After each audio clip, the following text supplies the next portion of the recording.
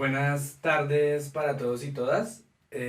Les damos de nuevo la bienvenida a este espacio formativo en el que vamos a tener la posibilidad de aprender desde el conocimiento, en mi caso desde las competencias ciudadanas. Espero que en las sesiones que nos podamos encontrar sean significativas para ustedes, sean significativas para mí. Se ha construido un plan de trabajo que va a permitir reforzar nuestros conocimientos y nos va a permitir tener una buena actuación en nuestra prueba de estado, en la prueba saber. En ese sentido y sin más preámbulos, el día de hoy les damos la bienvenida a esta primera sesión que se titula Origen del régimen bipartidista en Colombia. ¿Sí? Se ha construido un plan de trabajo que permite abordar problemáticas sociales, problemáticas económicas, políticas, desde el siglo XIX, siglo XX, siglo XXI, en un diálogo continuo, ¿sí?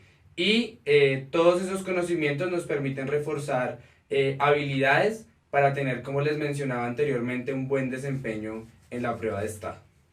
Entonces, el día de hoy nuestra sesión se va a estructurar en tres momentos. Un primer momento que es los partidos tradicionales y su respectiva ideología política. En el caso concreto de nuestro país, con partidos tradicionales me refiero a Partido Conservador y Partido Liberal. En un segundo momento, el tema de la excusa religiosa.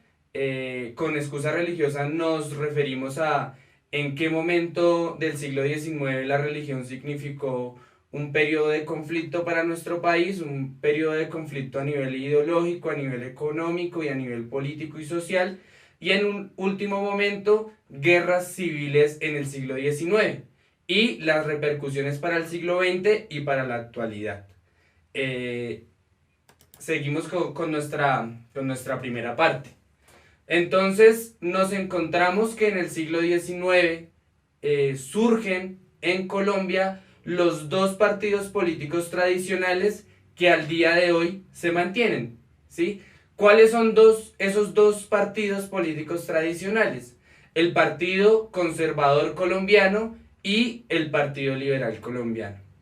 Surgen en el siglo XIX en Colombia, pero son influenciados en una dinámica internacional, en una dinámica latinoamericana y para el caso concreto colombiano de la dinámica contextual de lo que venía surgiendo a raíz de los procesos independentistas. Procesos independentistas liderados para el caso de Colombia, de la Gran Colombia, por Simón Bolívar y por Francisco de Paula Santander.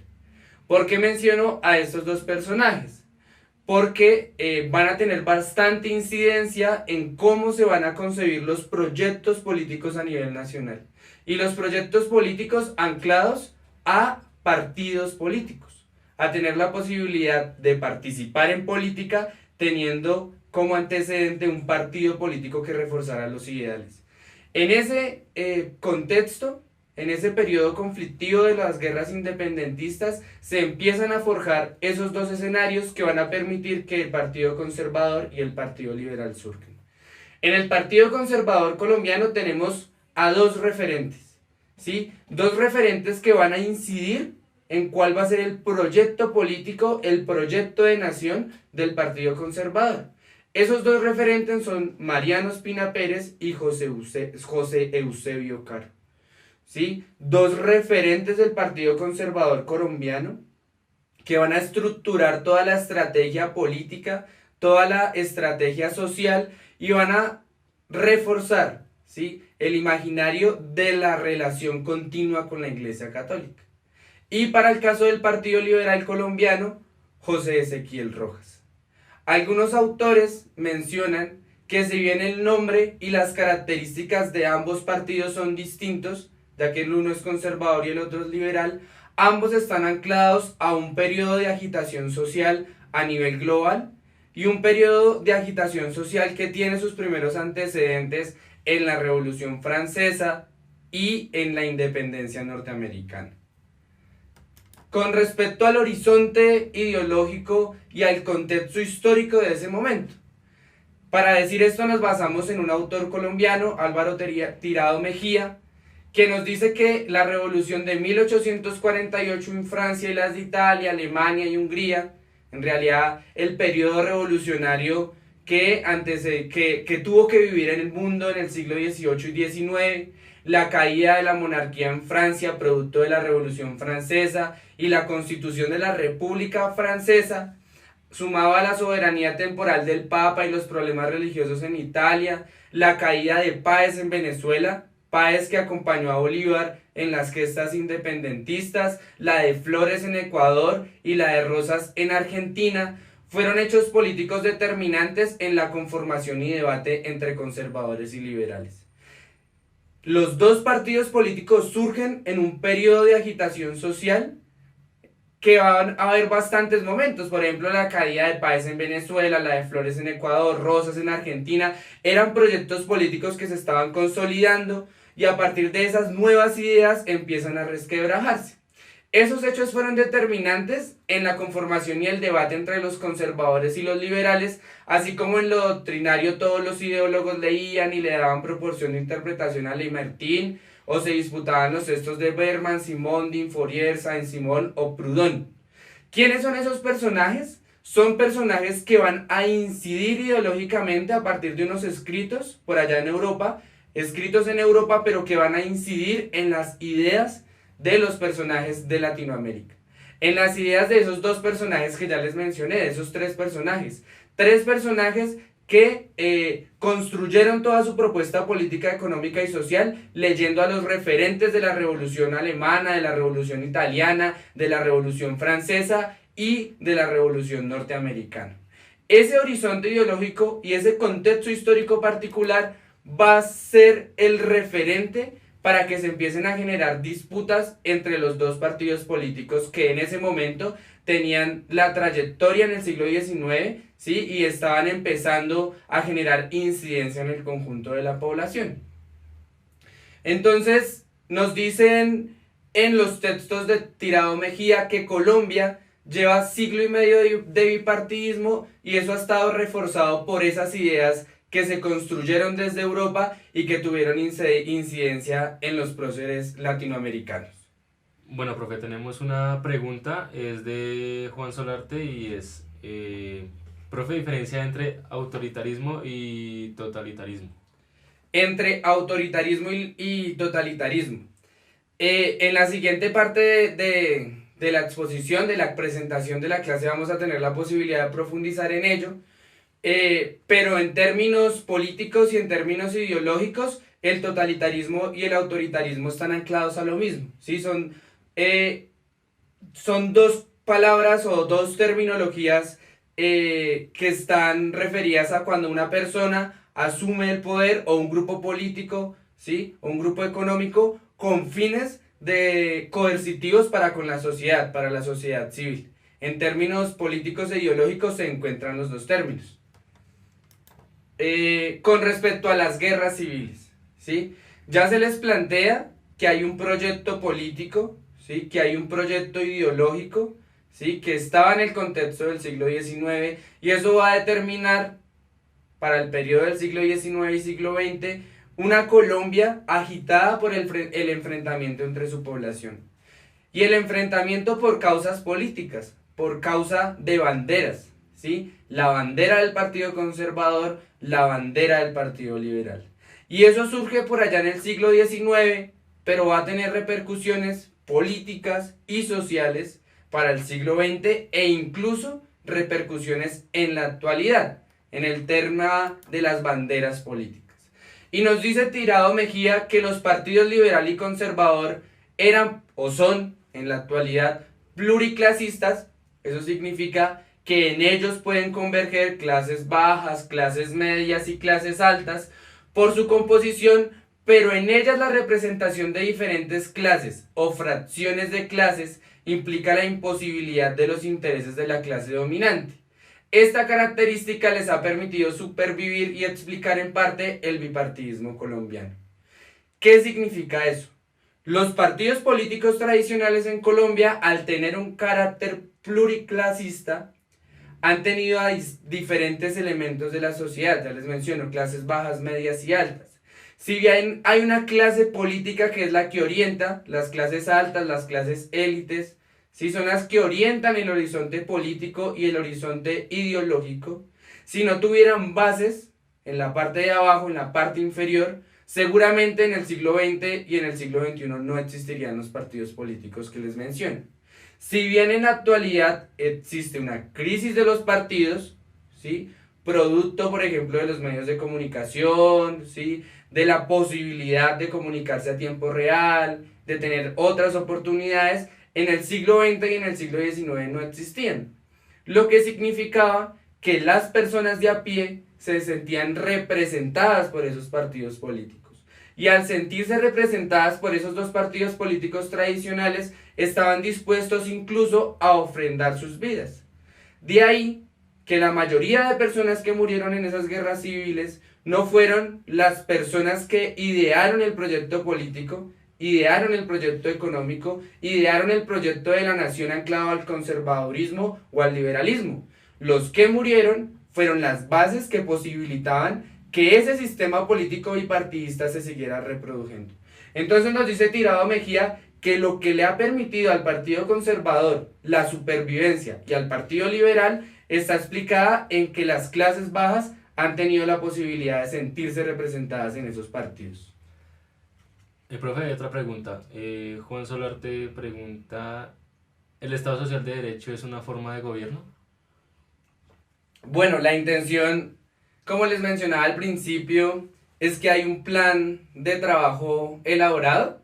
Sé que hay bastantes preguntas que pueden llegar a surgir, pero si me pongo a detenerme, digamos, en las preguntas que ya están diseñadas para próximas sesiones, cuál es el caso del Estado Social de Derecho, de regímenes autoritarios, de regímenes totalitaristas, no vamos a poder llevar a cabo la sesión tal como se tenía planeada.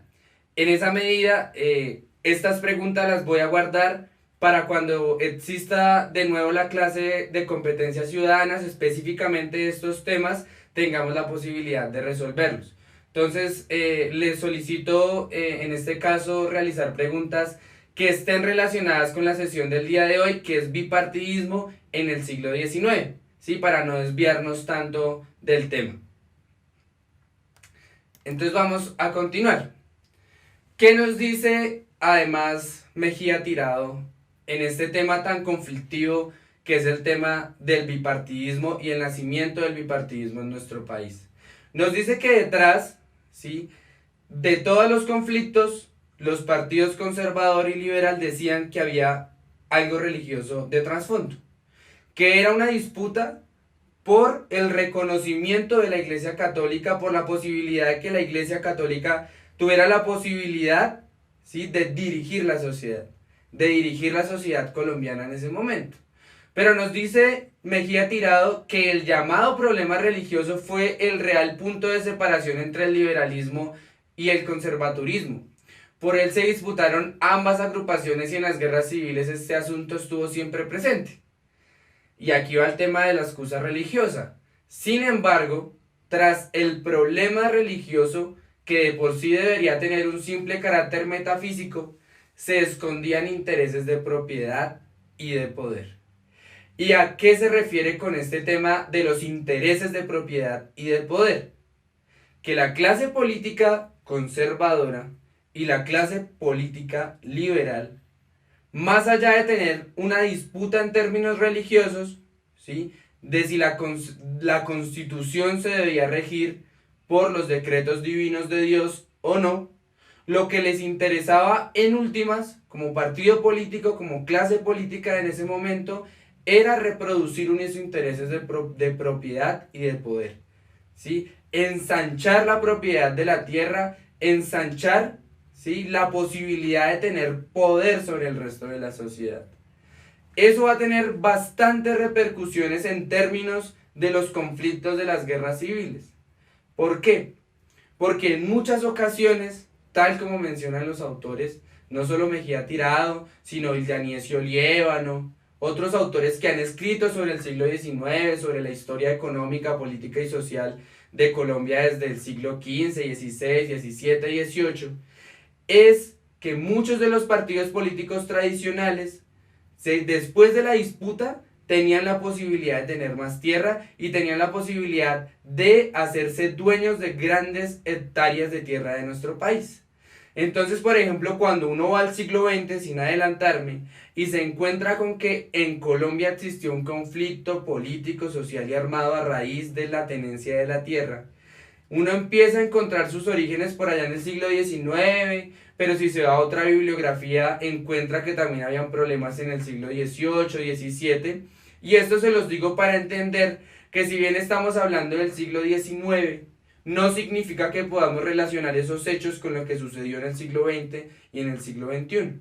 Porque en últimas la historia, ¿sí?, la enseñanza y el aprendizaje de la historia nos permite entender hechos del presente, ¿sí? De ahí de la necesidad de rescatar la historia de los anaqueles y de los calendarios. En esa medida, volviendo al texto, nos dice Mejía Tirado que el problema de lo metafísico, de que era solamente por temas de religión, de Dios, de la propiedad de Dios sobre la tierra, de la posibilidad de que la iglesia y el sacerdocio tuvieran más control, no es del todo cierto, que en últimas lo que interesaba de trasfondo era el tema de la propiedad y del poder. De ahí de la necesidad de formular diversas constituciones. Entonces están los liberales radicales. Los liberales radicales que establecieron una constitución en el 63, una constitución que permitía tener un estado laico, en el que se tuviera propiedad sobre la tierra sin que tuviera que pasar por voluntad de los sacerdotes, en el que la educación fuera distinta. Pero entonces uno se va a 1886, está la constitución del régimen conservador, de lo que se denominó hegemonía conservadora, que va hasta 1930. Y ellos también tienen otra constitución que plantea otros intereses, plantea que Dios es el que va a regir los dictámenes de los hombres en la tierra colombiana, pero más allá de eso significaron esas constituciones la posibilidad de que los partidos políticos tradicionales tuvieran más poder. Y lo mismo va a ocurrir en otras constituciones de nuestro país. Y eso que hemos dicho introductoriamente nos permite llegar a unos ejercicios de reflexión que nos van a permitir en nuestro caso contestar algunas preguntas de las pruebas saber. Entonces vamos a empezar a contestar una serie de ejercicios que hemos planteado para el día de hoy. Se han planteado 4 ejercicios. Profe, una pregunta que nos hace Brian. ¿Podríamos decir que Colombia ya vivía en un conflicto armado antes del bipartidismo? Claro, en el siglo XX hay una categoría social, ¿sí?, una categoría que se utiliza desde las ciencias sociales, desde las ciencias humanas, que permite decir el conflicto político, social y armado, ¿sí? Conflicto político, social y armado por unas características particulares de enfrentamiento entre dos bandos. Pero cuando uno se va a la literatura, ¿sí?, de las ciencias sociales, encuentra que en el siglo XIX también existían conflictos políticos, ¿sí?, pero también conflictos sociales en la medida en que no se le garantizaba al conjunto de la población, ¿sí?, al conjunto de la población que residía en el territorio nacional, unos mínimos y unos derechos.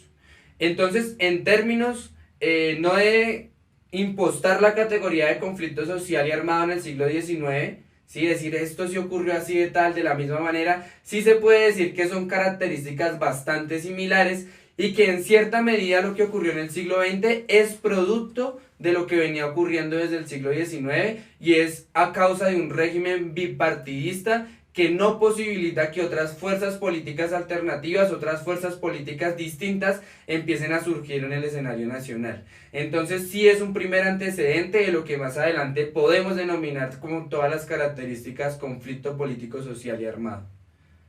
Entonces vamos a empezar con el ejercicio 1. ¿Sí?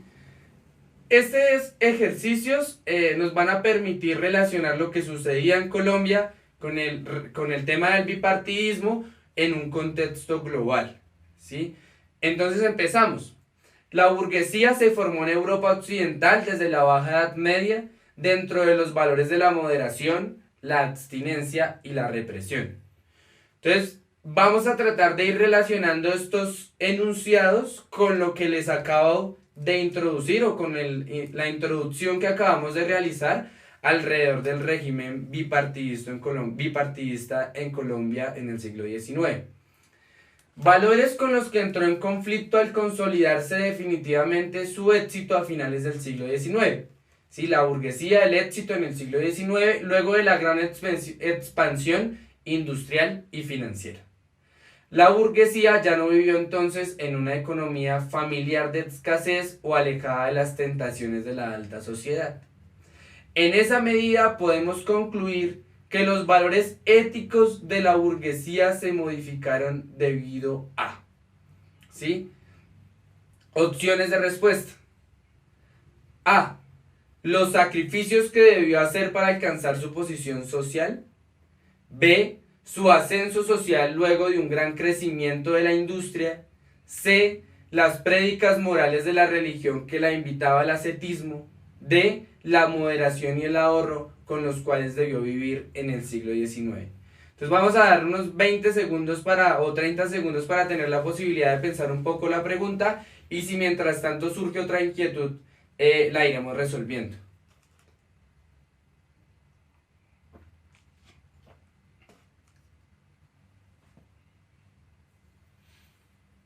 Tener en cuenta, como les menciono, que la intención es ir relacionando contextos locales, contextos nacionales, contextos internacionales, porque en últimas están entrelazados. Lo que ocurría en Colombia, ¿sí?, con el tema del bipartidismo, no era ajeno a un periodo de convulsión global y a un periodo de transformaciones sociales sin precedentes. Tal es el caso, como nos lo plantea el ejercicio, la transformación de la burguesía y cómo cambia en el escenario global, en el escenario social, sus prácticas, sus costumbres, sus relaciones con los otros, sus relaciones políticas, económicas, sociales.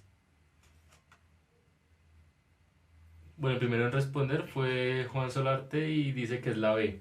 La B, su ascenso social luego de un gran crecimiento de la industria. También Faber y Diana dicen que es la A. Y ya solo serían como esas dos. Bueno, vamos a ir descartando. D, la última a la primera. D, la moderación y el ahorro con los cuales debió vivir en el siglo XIX. Cuando uno lee el éxito, el enunciado, ¿sí?, se da cuenta de que nos está hablando de que la burguesía tenía una serie de valores, pero unos valores que no eran propios de ellos, sino eran propios de la Europa occidental de la Baja Media, que esos valores eran moderación, abstinencia y represión. Esos valores fue con los que entró en conflicto la burguesía, ¿sí? Y entró en conflicto por una serie de motivos, ¿sí? Entonces, cuando uno dice moderación y ahorro, nos damos cuenta que, por el contrario de moderarse y ahorrarse, la burguesía empezó a enfrentarse a esos valores que eran propios de la Edad Media. Entonces podemos descartar la opción D. Pero cuando nos vamos con las prédicas morales de la religión que la invitaban al ascetismo, ¿sí?, esas prédicas morales de la religión también eran una serie de características ancladas a la Baja Edad Media, ¿sí?, en términos de que en determinado momento en la Edad Media la iglesia, la institución eclesiástica, se convirtió en el referente de la cotidianidad de los seres humanos en la Europa occidental. ¿Y a qué me refiero con referente de cotidianidad? Que la iglesia era la que le decía a las personas lo que estaba bien y lo que estaba mal hacer. Y en ese escenario la burguesía asciende y empieza a tener una serie de conflictos en términos, por ejemplo, de discutirle a la iglesia el tema de la prosperidad terrenal, ¿sí? Entonces la iglesia le planteaba en ese momento a la sociedad que independientemente de cómo vivieran en la tierra, en el paraíso iban a tener una recompensa. Pero cuando empieza a surgir esta clase burguesa, empiezan a plantear, por ejemplo, que no había que esperarse al paraíso para tener unos mínimos de condiciones o unos mínimos de transformaciones y de bienestar en el plano terrenal. En esa medida empiezan a alejarse de esas prédicas morales de la religión. Con respecto a la pregunta B, su ascenso social luego de un gran crecimiento de la industria, empezamos a ver y a establecer relaciones. En el siglo XVIII, producto de la revolución industrial, producto de las nuevas formas de producir, empiezan a emerger unos actores sociales, empieza a emerger una clase política que es la burguesa, que se empieza a lucrar de esa revolución industrial, de los avances tecnológicos de la época. En esa medida empezamos a ver que el ascenso social de la clase burguesa en el siglo XIX se debió en gran medida al posicionamiento de la industria y a su expansión a nivel global. No solamente en Europa, sino a nivel global en América Latina. Y ahí nos damos cuenta, por ejemplo, las repercusiones con el contexto, con el horizonte ideológico de partidos como el liberal en nuestro país. Pero sin embargo, revisemos la opción A, los sacrificios que debió hacer para alcanzar su posición social. Si bien existen unas transformaciones de la clase burguesa, nos damos cuenta de que ellos empiezan a posibilitar el crecimiento de la industria y a dividir la sociedad en dos clases sociales en ese siglo XIX. Dos clases sociales que en su momento se conocían como proletariado y como burguesía.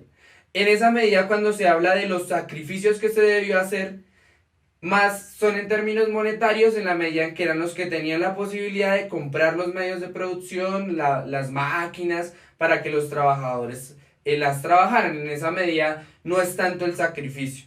Entonces nos damos cuenta, ¿sí?, que la opción respuesta, tal como mencionaron algunos de ustedes, es la B, su ascenso social luego de un gran crecimiento de la industria. ¿Sí?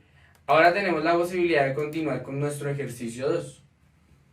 El ejercicio 2 también está enmarcado en un contexto global que tuvo repercusiones en Colombia, en nuestro país, para el siglo XIX, claro está la aclaración.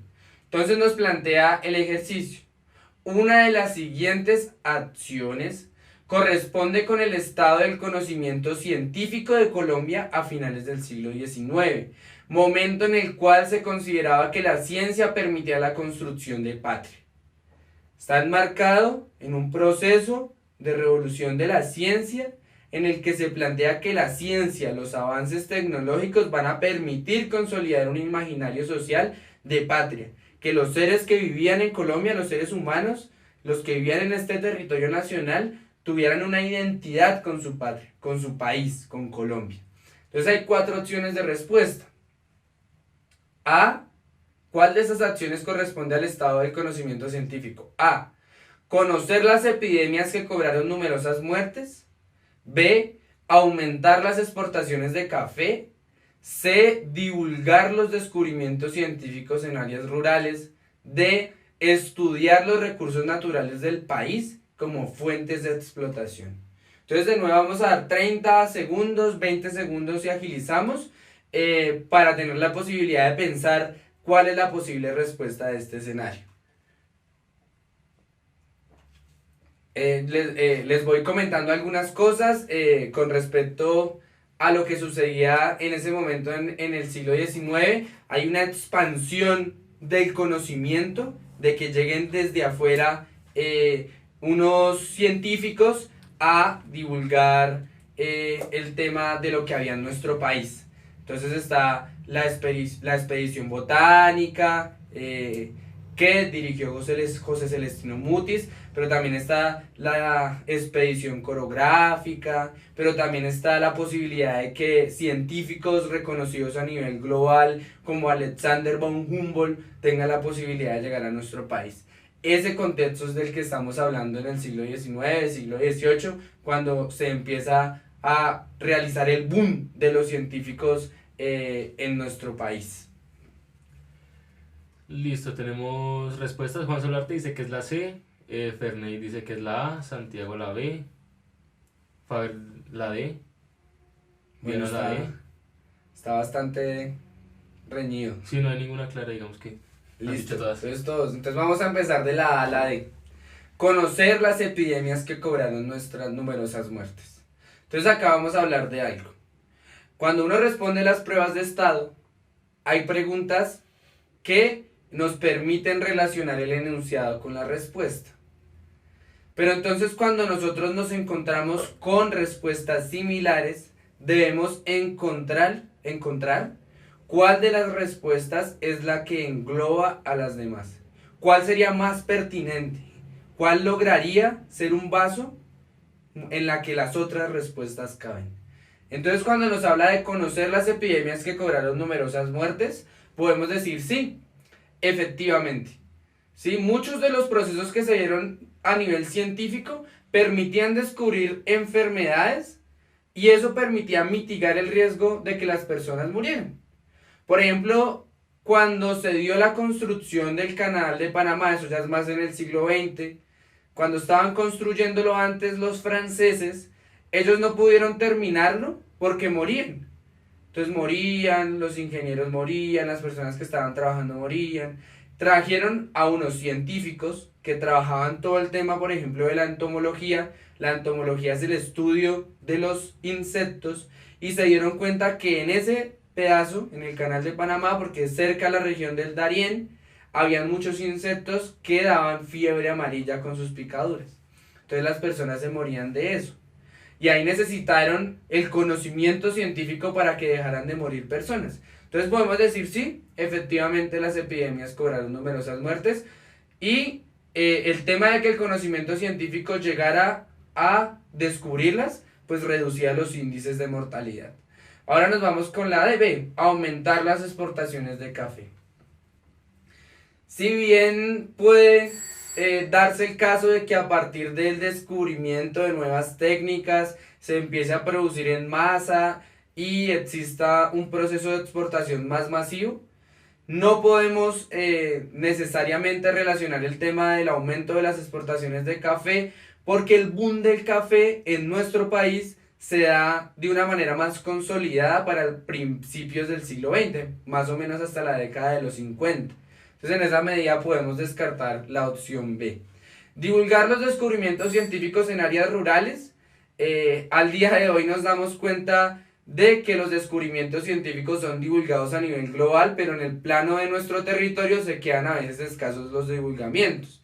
Entonces no es una veracidad que se plantee que en ese momento los descubrimientos eran llevados a las zonas rurales porque no era una prioridad de los gobiernos, no era una prioridad del Estado colombiano. D. Estudiar los recursos naturales del país como fuentes de exportación. Un mecanismo utilizado desde Europa, ¿sí?, y desde Estados Unidos, muy en la lógica del colonialismo, era llegar a los países o neocolonialismo que se han independizado, financiar campañas de científicos, campañas de búsqueda de recursos, de conocer el territorio, para tener la posibilidad luego de exportar a otros países materias primas encontradas. Entonces cuando nos hablan de que los científicos llegaban a estudiar los recursos para exportarlos, permite incluso englobar la opción de arriba. Porque es que si bien se conocen en la A las epidemias para controlarlas, una vez controladas pueden conocer más recursos naturales y en esa misma medida empezar a exportarlos afuera. Entonces nos damos cuenta que la opción correcta, tal como mencionó alguno de ustedes, es la opción D. Estudiar los recursos naturales del país como fuentes de exportación. Santiago pregunta, profe, pero la fiebre amarilla no empezó en Colombia a mediados del siglo XX. La fiebre amarilla empieza en Colombia, como otras enfermedades, porque empiezan a registrarse los datos. Lo que no significa que antes, ¿sí?, producto del contacto con lugares a los que, por ejemplo, los extranjeros no estaban acostumbrados a ir, empezaron a fallecer, ¿sí? Una cosa es el descubrimiento de algo, ¿sí?, a medida de los estudios y demás, y otra que no existiera antes. O sea, existía, pero es en ese proceso cuando llegan los entomólogos, por ejemplo, al canal del Panamá, que empiezan a mirar que hay unas enfermedades en Colombia, ¿sí?, en el Panamá también, causadas por insectos. Insectos que residían en espacios selváticos como la selva del Darién, que queda entre el Chocó y Panamá. Eso era un ejemplo que les planteaba. Ahora vamos con nuestro ejercicio número 3. Durante el siglo XIX, diversos esfuerzos por crear industrias en Colombia resultaron en su mayor parte fallidos. El grueso de la población continuó viviendo en las zonas rurales. La economía era poca dinámica y estaba concentrada en la agricultura para el consumo interno y en la exportación de productos como la quina, el tabaco y posteriormente el café. Una de las principales razones para el reducido crecimiento industrial del país durante ese periodo fue, entonces hay cuatro opciones, y entonces tenemos en cuenta esto. ¿Cuál fue la principal razón para que existiera en ese momento un reducido crecimiento industrial en nuestro país? A. La excesiva reglamentación tributaria impuesta por el Estado. B. La preferencia del capital norteamericano por invertir en la creación de empresas agrícolas. C. La falta de adecuadas vías de comunicación que permitieran el comercio entre las regiones. D. Las altas demandas salariales por parte de los trabajadores. Vamos a tener de nuevo 20 segundos para explicar este tema. Y les voy comentando algunas cosas. Cuando hablamos de modelos económicos, por ejemplo, con el tema de la industria, hay una característica en algún momento de principios del siglo XX, pero muy de la mano de estos procesos, por ejemplo, de cuando llegaban las compañías de científicos sociales a identificar lo que había en nuestro país, y es un modelo agroexportador. ¿Qué significa un modelo agroexportador en materia económica? Que el país se nutre económicamente, ¿sí? Crece económicamente a partir del envío de materias primas a otros lugares del mundo, específicamente a los países de Europa y de Estados Unidos. Eso es un modelo agroexportador que es característico de ciudades latinoamericanas, ciudades como por ejemplo de nuestro país. Entonces, ¿qué respuestas vamos? Bueno, responden que la C o la A. Está ahí entre esas dos. La C o A. La falta de adecuadas vías de comunicación que permitieran el comercio entre las regiones. A. La excesiva reglamentación tributaria impuesta por el Estado. En términos tributarios, en el siglo XIX, no era conveniente para el Estado en ese momento, a causa de un incipiente modelo de crecimiento económico, empezar a reglamentar tributariamente de manera excesiva. Si bien es una característica del siglo XX, cuando ya empiezan a abrirse las fronteras de nuestro país en el modelo agroexportador, no era una característica tan marcada para el siglo XIX. En esa medida la podemos descartar. La opción B, la preferencia del capital norteamericano por invertir en la creación de empresas agrícolas. Claro que en su momento, a causa del modelo agroexportador, ¿sí?, los países de afuera se ven en la necesidad de invertir en los países que estaban ubicados en las periferias, en Latinoamérica, en este es el caso. Pero no es una constante que haya sido únicamente Estados Unidos los que hayan invertido capital para la creación de empresas agrícolas. Es más un modelo autónomo norteamericano el tema de la consolidación de empresas agrícolas, porque su campesinado, ¿sí?, tiene unas características diferentes. Tal como vemos en algunas películas en Estados Unidos, se habla poco de campesino, sino se habla más de granjero. Y el granjero es esa persona que tiene la posibilidad de pensarse una empresa agrícola. Esa característica para el siglo XIX no era tan marcada en nuestro país, o mejor dicho, era casi nula. Ahora vamos con la C, la falta de adecuadas vías de comunicación que permitieran el comercio entre las regiones. El siglo XIX, entonces vamos a hacer una respuesta en términos contextuales, vamos a irnos al siglo XIX.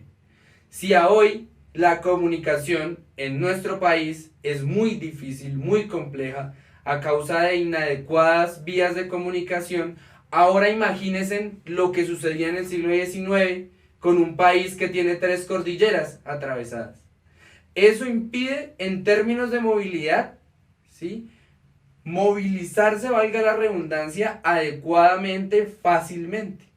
En ese momento no existía la tecnología necesaria para adecuar vías de comunicación, y eso permitía que no se pudieran transportar algunos productos de unas regiones del país a otras regiones. En esa medida, eso imposibilitó, ¿sí?, que existiera un crecimiento económico adecuado. por falta de vías de comunicación, producto de la geografía de nuestro país, pero también por la falta de inversión, por la falta de conocimiento de cómo se debía ampliar infraestructuralmente la comunicación. Entonces es una pregunta que se relaciona bastante con el enunciado. Sin embargo, revisemos la cuarta, las altas demandas salariales por parte de los trabajadores. Eso ha sido una constante, ¿sí? En la medida en que las condiciones salariales siempre han sido bajas, pero el auge del movimiento sindical y el auge de las exigencias de los trabajadores se da o se empieza a dar en el siglo XX. En el caso de nuestro país, ¿sí? Que era mayoritariamente campesino. Entonces no puede existir en ese momento una demanda tan significativa de los trabajadores porque en ese momento la población colombiana era mayoritariamente rural, mayoritariamente campesina, era muy poco la clase obrera. Para el siglo XX, producto de las migraciones, empieza a ascender esa clase obrera.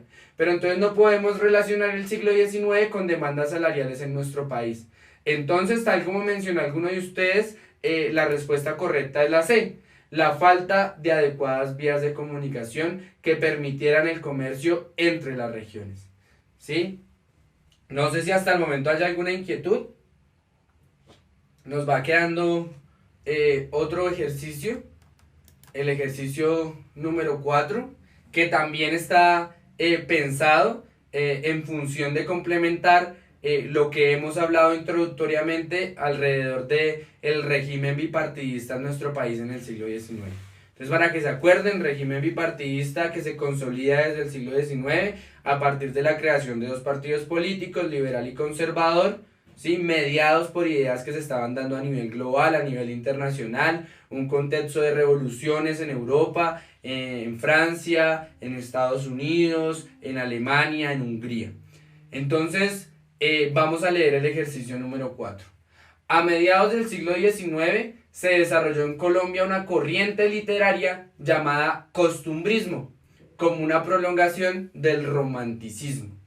Las características de esta corriente se fundamentaban en la composición de escritos que relataban tradiciones, describían lugares, personajes o situaciones, muy a manera de las costumbres, de ahí su nombre, costumbrismo. Además, estos escritos fueron elaborados por personajes vinculados con las esferas políticas del poder nacional. O sea, eran seguramente las élites del poder político, ancladas esas élites del poder político en ese momento a los dos partidos que tenían la posibilidad de funcionar, Partido Conservador y Partido Liberal. Por lo tanto, esta manifestación literaria buscaría, con esa manifestación literaria nos referimos al costumbrismo, ¿qué buscaba? Y ahora las 4 opciones de respuesta. A. Fomentar la importancia en la población de la descripción física y humana. B. Generar sentimientos en la población a partir de la descripción de lugares. C. Promover desde la literatura el conocimiento de los diversos lugares del país. D. Promover en la población colombiana una identidad con las instituciones políticas y con la nación. Vamos a dar un momento para responderla y no sé si hasta el momento haya alguna inquietud. Sí, hay una pregunta. En el gobierno bipartidista, justo en ese periodo también hubo otro partido. Y si sí, ¿cuál? Nuestro país ha tenido una característica que incluso se agudiza con el tema del Frente Nacional en el siglo XX, y es que ha existido muy poca posibilidad de participación política por parte de otros partidos. ¿Sí? En esa medida, frente a la pregunta, es no. ¿Sí? Estaba diseñada una constitución política que reducía el campo de acción a dos partidos: partido político conservador y el Partido Liberal Colombiano. Esos dos partidos eran los que tenían la posibilidad de estar en los escenarios de participación de nuestro país. Claro, por ejemplo, en 1930 surgen otros partidos, Partido Socialista, Partido Comunista, pero no tienen, ¿sí?, en el marco normativo la posibilidad de participar. Les toca por allá aislados. Los que tomaban la decisión en esos momentos de nuestro país eran Partido Conservador Colombiano y Partido Liberal Colombiano. Entonces, con eso para responder la pregunta. ¿Cómo estamos de opciones de respuesta?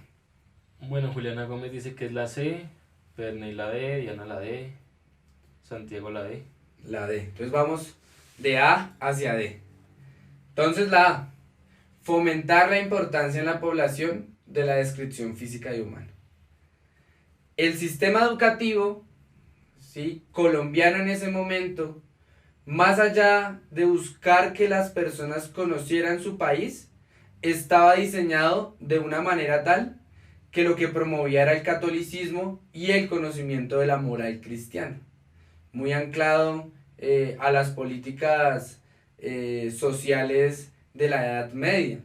¿Por qué? ¿Por qué pasaba esto? Porque el siglo XIX, ya les mencionaba ahorita, fue álgido, hubo constituciones de los liberales radicales, de los conservadores, pero mayoritariamente hubo constituciones políticas ancladas al pensamiento conservador.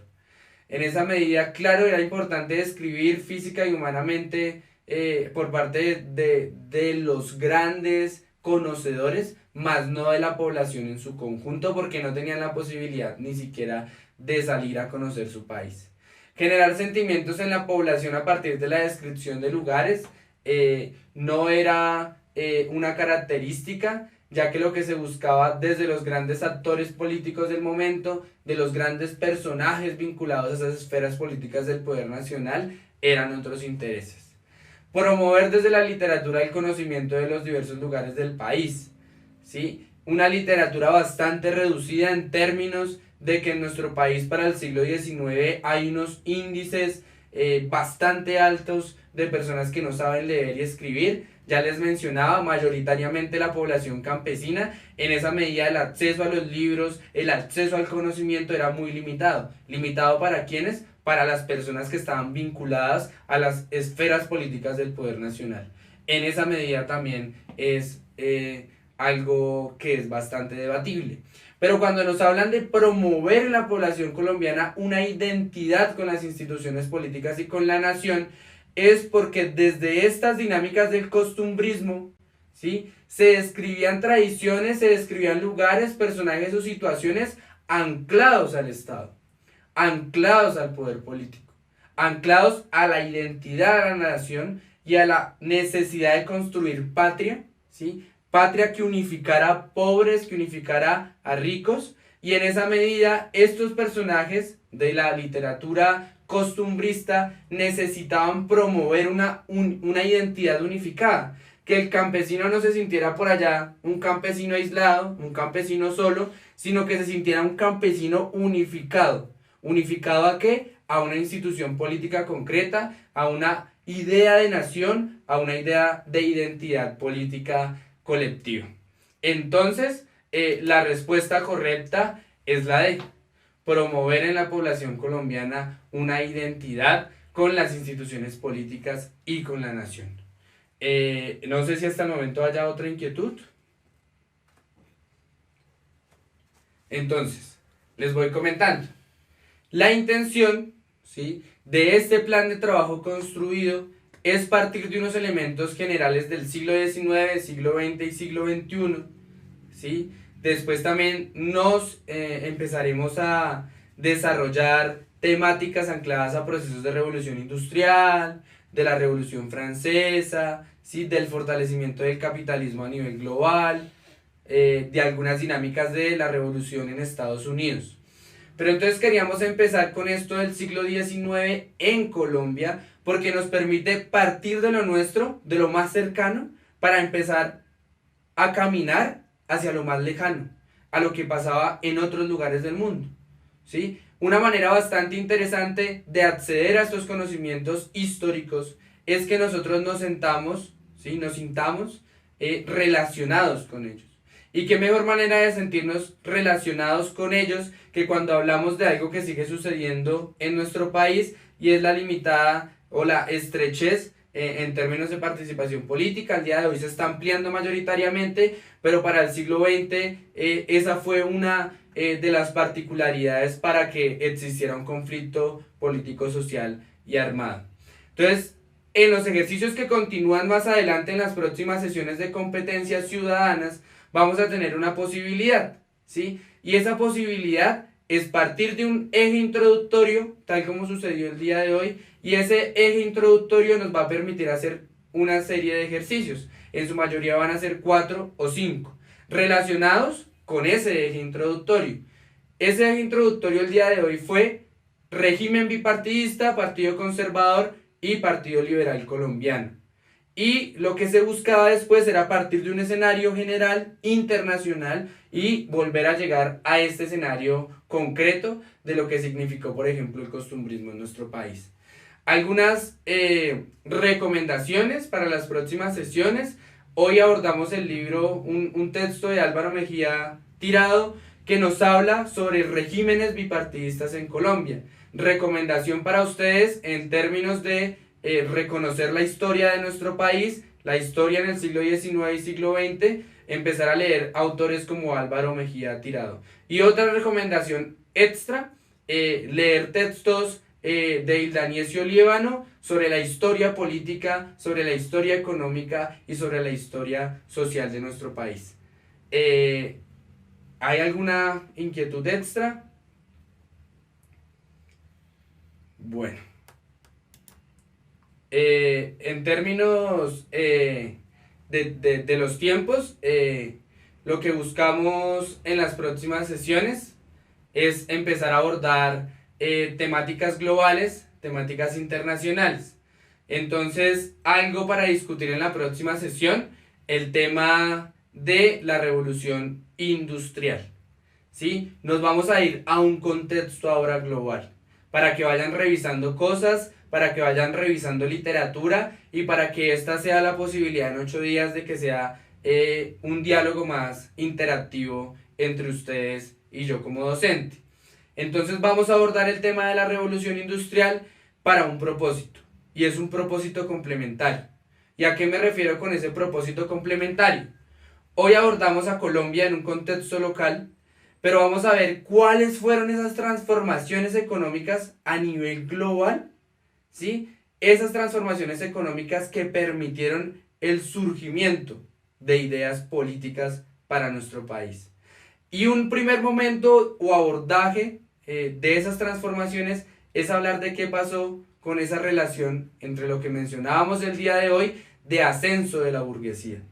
Ascenso de la burguesía internacional que va a permitir, como ya les mencionaba, el surgimiento de un proletariado internacional y el surgimiento de unas transformaciones sociales a nivel global. ¿Qué transformaciones sociales que van a alterar el mapa político, no solamente de Colombia, sino el mapa político internacional? Por ejemplo, una primera transformación, a modo de ir avanzando con lo que nos tocaba charlar en la próxima sesión. Una constante migración del campo hacia las ciudades, producto de un proceso industrial acelerado. Esa es una primera. ¿Por qué? Porque los campesinos, ¿sí?, a raíz de que no encontraban unas opciones de trabajo, unas opciones sociales, unas opciones de conseguir dinero, se veían en la necesidad de ir a las ciudades, de ir a la industria y convertirse en proletariados. Eso va a llegar acá a Colombia y partidos políticos como el liberal van a pensarse otros modelos económicos para nuestro país, otras posibilidades de alterar el mapa político, de alterar el mapa económico. Eso a modo de ir avanzando en términos de lo que vamos a abordar en la próxima sesión con el tema de la revolución industrial. Entonces, con eso daríamos por terminada la sesión del día de hoy. Espero haya sido satisfactoria y significativa, y cualquier inquietud, duda, sugerencia, hacerla llegar, y si no es el caso, nos veríamos el próximo lunes. Espero que tengan una buena tarde y una feliz noche.